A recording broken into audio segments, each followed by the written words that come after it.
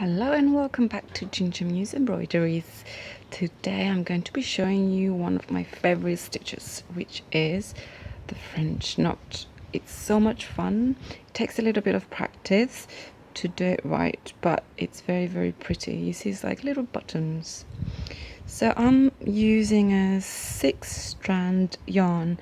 It makes the knot bigger. The smaller you want it, you should use less strands.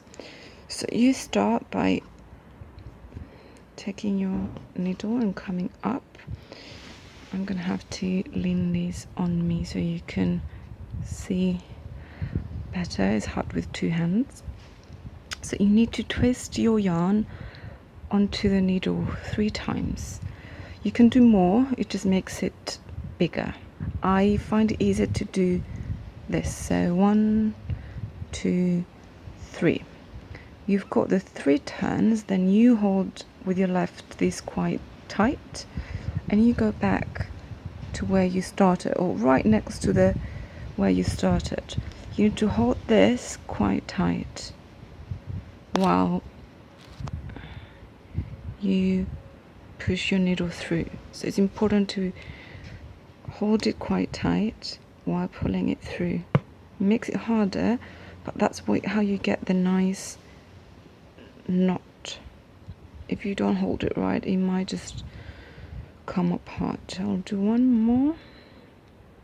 So again, you come out, then you do 1, 2, 3. You have to be quite close. Don't do it really far up. You go back in, you hold it. I know it looks complicated. It's not really, it just takes a bit of practice, as I said, and comes through.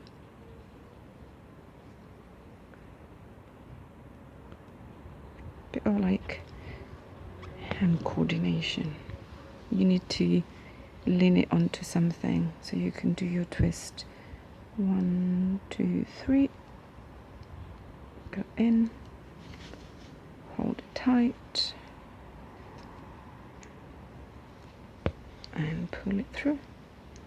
Aren't they pretty? Thank you for watching Ginger Muse Embroideries. Bye.